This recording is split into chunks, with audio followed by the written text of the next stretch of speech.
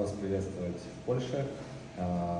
Очень мне приятно, что есть возможность поговорить с таким интересным человеком и спросить у вас несколько вопросов о том, как вы ведете грибной бизнес в стране, про которую в этих краях не так много знают, как вы начали этот бизнес и в каком он состоянии сейчас, и какие перспективы его развития. Ну да, в Казахстане в априори никогда в жизни не ели грибы, потому что, в принципе, их не так много там растет на западе страны, вот, или на востоке немножко тоже есть. Вот, поэтому культуры поедания грибов у нас никогда не было. И, конечно, 13 лет назад, когда мы начинали заниматься грибами, было очень сложно, потому что в основном грибы ели только русскоязычное население, и кто был по национальности русский, конечно, у них в культуре это есть, поэтому нам было легко продавать на севере Казахстана, а на юге мы вообще не продавали. За 13 лет ситуация очень сильно изменилась. Сейчас мы практически все грибы продаем на юге. У нас есть небольшой экспорт в Кыргызстан, а так, в принципе, все грибы расходятся на юге.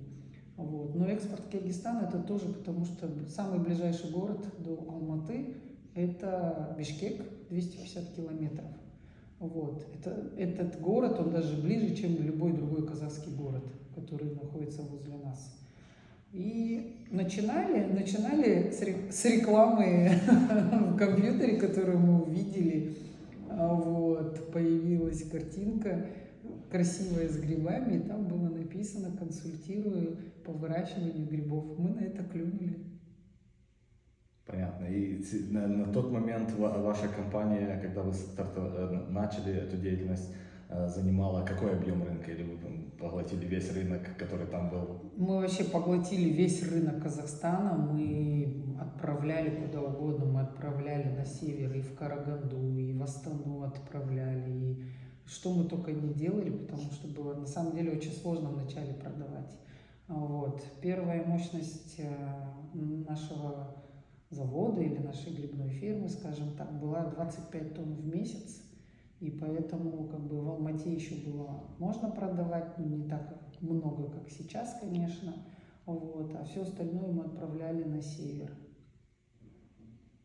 Можно сказать, что ваша компания и сформировала этот рынок в вашем регионе, или же какие-то еще факторы повлияли на то, что сейчас, насколько я знаю, вы продаете и в дефиците, то есть вам не хватает грибов, при том, что вы выросли с тех пор в несколько раз. Да, у нас построено было 3 очереди, мы, грубо говоря, выросли в 3 раза, ну не от 25 тонн, конечно, вот. Но на самом деле рынок формировали мы, и я все для этого делала, я старалась везде объяснять и рассказывать, какие хорошие, полезные грибы, что их надо обязательно кушать. Вот. И в карантин мы начали выращивать кремовые шампиньоны, которые никогда никто не видел в Казахстане. Вот. Все слышали про Табелло, когда летали там в Италию или еще куда-нибудь, но в Казахстане этого не было. Вот. Мы в то время открыли свою страничку Инстаграма и стали очень сильно пиарить именно кремовые шампиньоны для того, чтобы наше население познакомилось с этим продуктом. Вот. На данный момент сейчас кремовые шампиньоны занимают где-то 10-15% нашего производства. В принципе, это немного, но это спровоцировало то, что сейчас пошли грибы из Польши, из России, из Белоруссии, и в том числе кремовые шампиньоны тоже. Коричневые. Понимаю. А сейчас объемы вашего производства? Но при максимальной загрузке чуть больше, чем 200 тонн в месяц. И какие планы? Но планы, конечно, есть. Вот почему я тут нахожусь в Польше. В первую очередь я хотела бы использовать те мощности, которые у нас есть, для того, чтобы, как говорят, не экстенсивно, а интенсивно развиваться. Вот. Мне бы хотелось бы увеличить производительность 1 квадратного метра. Я слышала о том, что можно собирать 40 килограмм с квадратного метра. Ну, это, конечно, моя мечта, но я думаю, потихоньку мы будем идти хотя бы там 32, 4, 36 килограмм с квадратного метра. И я думаю, что вот такие курсы, скажем так, они помогут нашей компании достичь этой цели. Вы были первопроходцами в грибном бизнесе в вашем регионе. Как вам удалось справиться с вопросом специалистов и знаний, которые необходимы для того, чтобы выращивать грибы и продавать их? Ну, на самом деле было очень сложно. Сначала у нас был консультант из России, потом мы поняли, что мы переросли его и решили поменять. Вот. Я очень много ездила и смотрела другие фабрики, мы поменяли технологию, мы купили современное голландское оборудование. Вот. Мы наняли специалистов из Голландии, они у нас проработали больше 3 лет. Вот. Потом мы поменяли опять специалистов для того, чтобы пойти дальше, развиваться. Сейчас у нас 2 консультанта.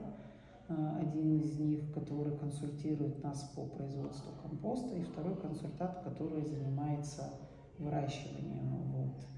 Ну, наверное, мой жизненный опыт заставил меня разделить, скажем так, функции технологов, да, и поэтому сейчас я чувствую себя, более, наверное, уверенно и безопасно в данном случае.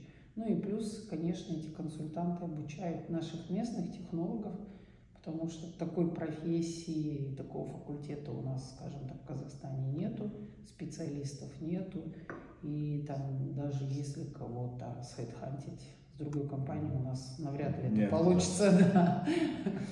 Вот, если только экспаты, но экспаты это всегда опасно тем заканчивается, что они все равно могут уехать. Поэтому местные кадры в любом случае лучше, их надо учить.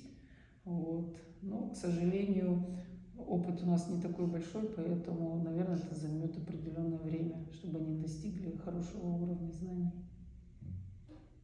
Вы очень активны в Инстаграме, и как Лариса Абушеминова, и как White Cap КЗ, да? Расскажите, что это дает вам и вашей компании?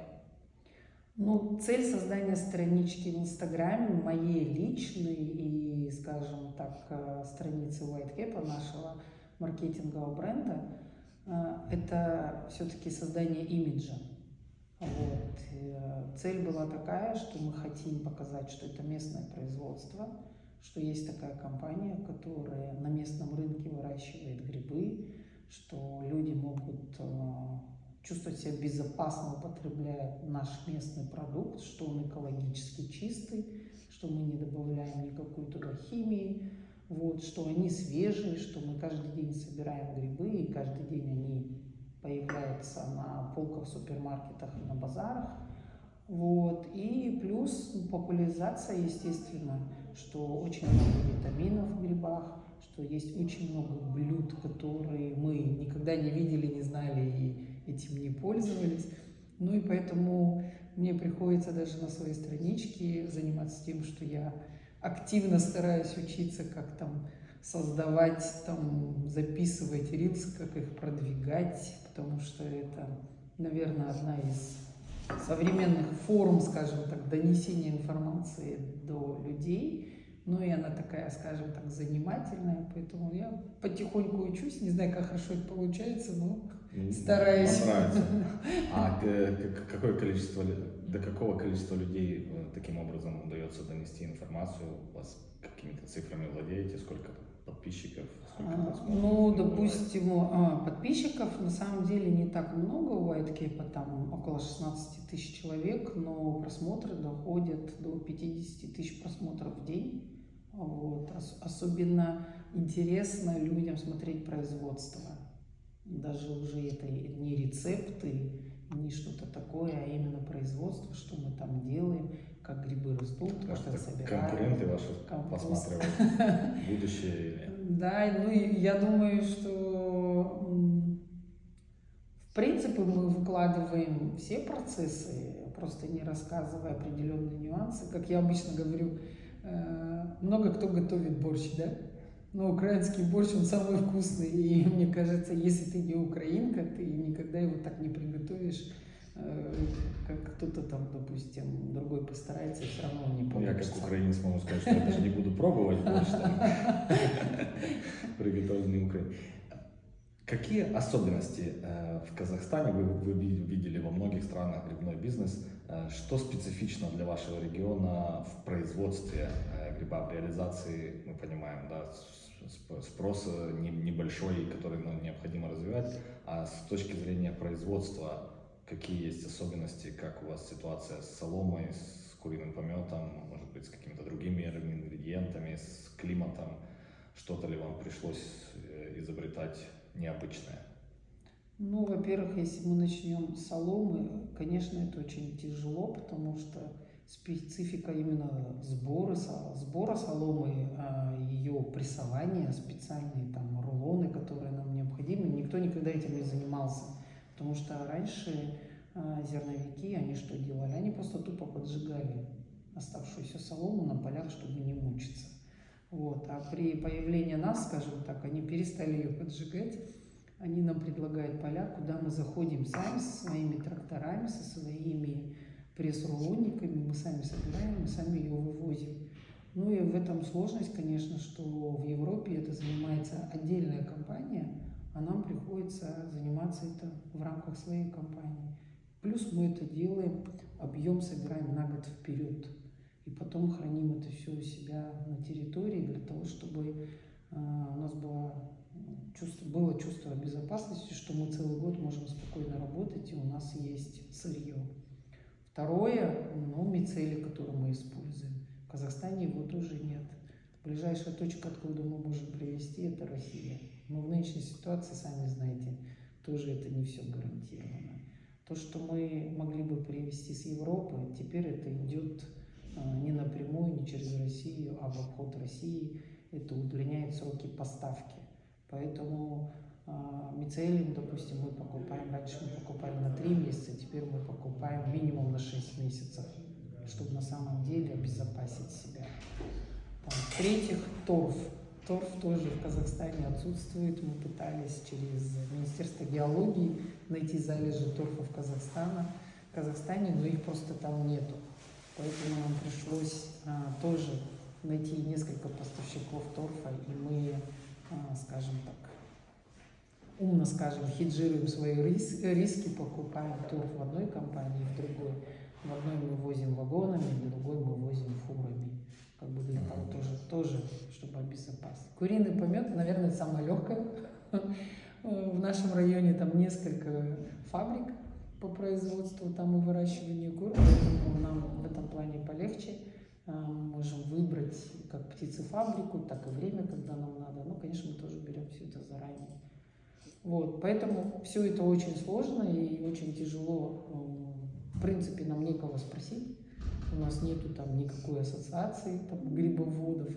Вот, и поэтому приходится все, скажем так, методом тыка многие вещи делать самим и, скажем так, в первый раз. Поэтому даже консультанты, которые к нам приезжают, иногда они удивляются, как мы до определенных вещей дошли или додумались. И на самом деле во многих вещах очень часто они с нами соглашаются, что это единственное правильное решение. Ну, на рынке вашем сейчас нету казахские грибы, это в основном ваши грибы, вашего производства. Присутствует на рынке импорт, вы говорили, да, что есть и польские даже грибы, которые доезжают в нормальном качестве. Да, в хорошем состоянии. Но на самом деле, да, кроме наших грибов, скажем так, стабильно ежедневно, других грибов нет. У нас есть маленькие компании, которые выращивают грибы на привезенном компосте, но они не отличаются, скажем так, стабильностью, да. Один месяц они есть, другой месяц их нету, потому что, видимо, они тоже зависят от сырья, которое не вовремя приходит. Вот. Но, да, сейчас вот эту нишу, скажем так, нехватки грибов, которые не можем мы покрыть, скажем так, то они занимают российские, белорусские, иногда польские. Раньше польских грибов было намного больше, сейчас, конечно, из-за этой ситуации намного меньше, но российские и белорусские грибы есть. Они не такого качества, как польские, вот, это сразу видно. Но многие люди, скажем так, они не понимают, потому что польские, что российские, что белорусские грибы, они все приходят в одинаковых пластиковых ящиках. Эти ящики есть черные, есть синие. И люди обычно как бы не читают. Вот поэтому один из моментов, который я использовала, я решила фасовать наши грибы в картонные коробки. И тогда все видят, что это грибы местные. И тогда нам не приходится там клиенту объяснять, там, читайте на этикетке или еще что-то. Когда они видят картонные коробки, они понимают, что это грибы наши. Удается вам получить какую-то маржу, будучи местным производителем, дополнительную по сравнению с импортными грибами? Я думаю, что да, в первую очередь, потому что мы являемся, в принципе, единственными поставщиками для всех супермаркетов. Вот, и с супермаркетами у нас подписаны долгосрочные договора, в принципе, где фиксируется цена минимум на год. Поэтому от того, что есть волатильность на рынке, и грибы пошли вверх, вниз там, и так далее, мы от этого не страдаем. Здесь мы, скажем так, на 100% защищены. Спасибо. Если можно узнать у вас, какой уровень цен в Казахстане? Я понимаю, что вопрос несколько щекотливый. Ну, в принципе, я думаю, что если сильно захотят, то все равно узнают, сколько у нас там грибы стоят. Ну, у нас есть разные цены. У нас есть крупный опт. Крупный опт – это большие оптовики, которые продают на местных базарах или там продают еще дальше. Это, как правило, от $3 и выше, даже 3 евро и выше. Да, $3, правильно, и выше. Вот у нас есть средний опт. Это в основном люди, которые занимаются доставкой, компании, которые занимаются доставкой. Вот. И есть цена, у нас отдельная цена для кафе и ресторанов. Это, как бы, скажем, 4-й вид цены, да, вот, или размер. И 5-й – это вот супермаркеты. Супермаркеты у нас самая высокая цена, поэтому в первую очередь мы, конечно, отправляем грибы для супермаркетов, потому что нам это более интересно, потому что там есть фасовка мелкая, 500 грамм, 400 грамм, 200 грамм, и, в принципе, это самая высокая цена, которая нас больше всего устраивает. Какая она? Ну, вот мы 200 грамм продаем, исходя из того, что килограмм получится 4 евро. И в рознице после какая цена у супермаркет продает? Ну, супермаркеты, они все по-разному, потому что они добавляют, иногда они добавляют свою цену, ну, накрутку делают свою, иногда они не делают, потому что в условиях с супермаркетами мы им платим ретро-бонусы за продажу наших грибов, поэтому, в принципе, они варьируют. Если товар идет хорошо, они, конечно, добавляют еще там 1 евро, 1,5 сверху к нашей цене, вот. А иногда они не добавляют. Спасибо за интересную беседу. Пожалуйста. Желаю вам успехов и Спасибо. дальнейшего развития. Как это надо говорить? Подписывайтесь на канал.